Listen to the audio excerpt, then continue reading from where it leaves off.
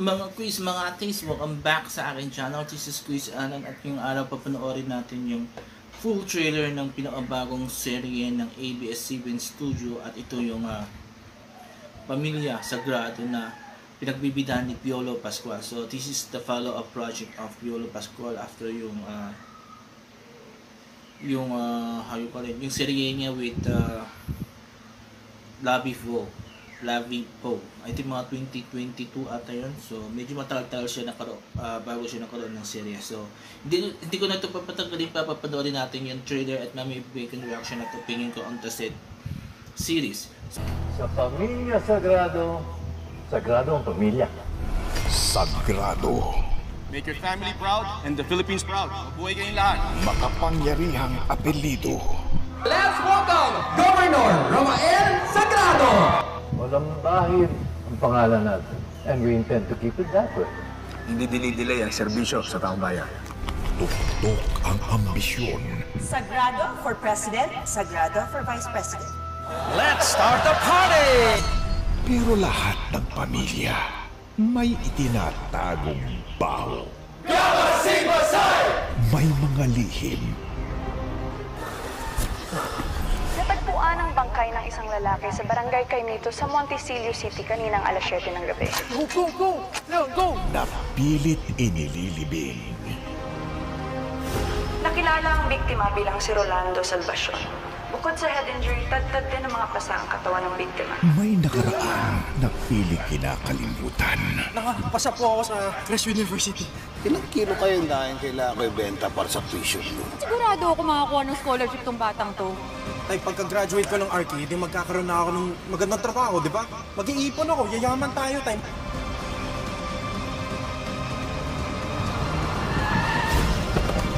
Ano to, modus na mapasigasa para sa pera? Masisikati kita, gusto mo? Ha? Guys, nabundol ako nito. Sakala isa niya. Ano ka ni Gob? Kaya pala, ayaw mo sumabot sa daddy mo eh. Sino ka?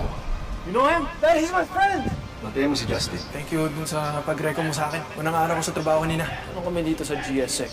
Tulungan. Niyo pa nga ako, Brad. Tinulungan niyo na ako. Parang pa akong Brad niyo na ako. Kaya mo initiation. Sana ba kayo mga muyo? Oo, pinuno! Si Moises nakapasa. Are you concerned about it? Natural, kaibigan mo siya. Kailangan ko makahanap ng tao na yung handang testigo para patunayan na mali ang mga binibintang nila sa anak ko. Ramdam ko may mali. Ano kung may mahukayan tungkol kay Roland? Tutulong ka dito sa nanay ng pusher? Kung makikinapang din ako, mahina. Eh, di mo kilala yung kapatid ko. Linapit mo pa rin yung kaso niya kay Go. Moy. ABS-CBN Studios presents a Dreamscape production. Handog ang pinakamalaking teleserye ng 2024. Ano yan? Sumali ka pa rin sa frat! Sumali ka para magpabugbog! Gagalit kayo dahil sinagtan ako ng frat, pero pag kayo bubugbog sa akin, okay lang. Kyle Echay at Gray Fernandez. Sirain ang buhay ko. Akala mo hindi ko alam. Kasama ang mga premyadong pangalan sa industriya. Joel Torre, Shaina Magdayaw, Mylene Dizon, Aiko Melendez, John Arcilia, Rosana Roses, Tirso Cruz III, at ng nag-iisang Piolo Pascual. Tanda mo lang, lahat ng magulang ang hangarin, kaya kabubuti ng anak nila. Paano kung ang sagradong pangalan mo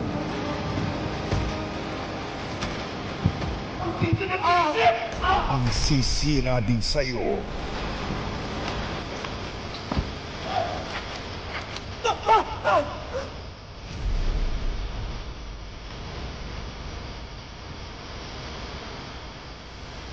Pamilya Sagrado.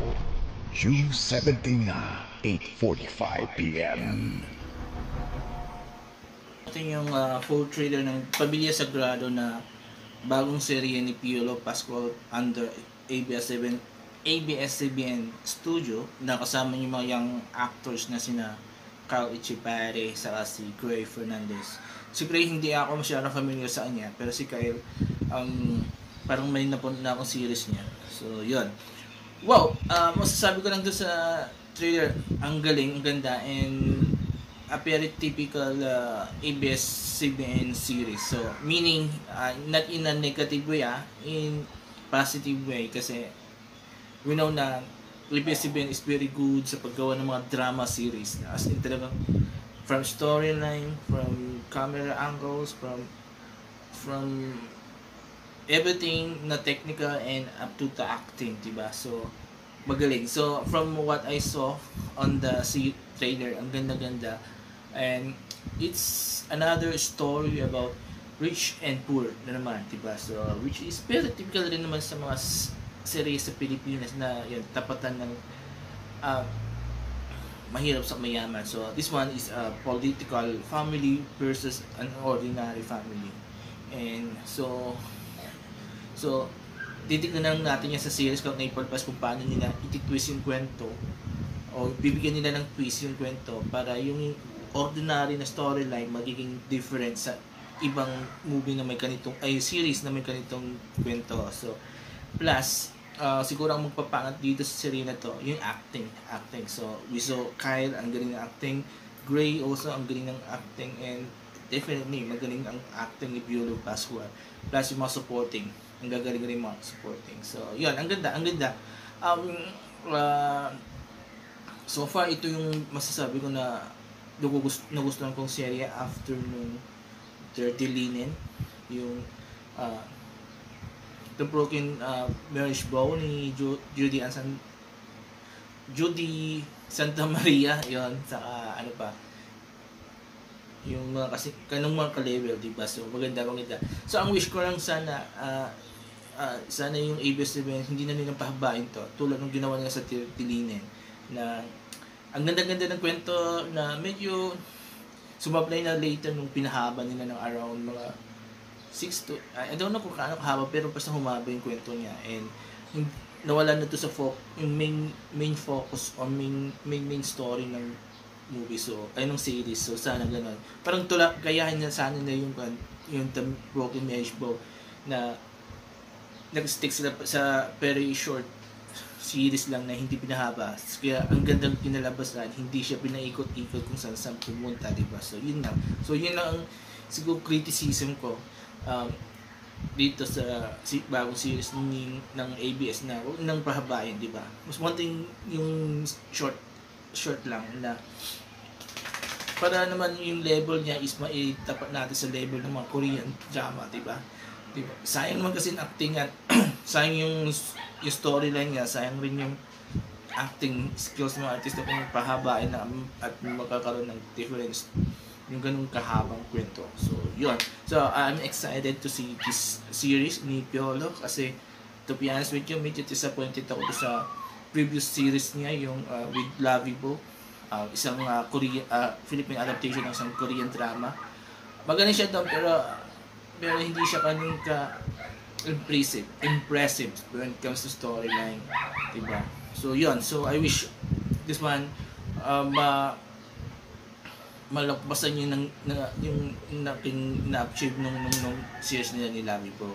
So tayo pa, yung mga quiz, mga ateis, ano masasabi niyo sa full trailer na to? Mag-comment kayo dito sa baba. At kung nagustuhan niyo naman sinabi kong mga opinion ko at ang aking reaction, mag-comment kayo dito sa baba, and I will read all your comments and I will try to interact with you guys para naman makapag-share tayo ng mga haka-haka, kuro-kuro, opinion at ano pa man, diba?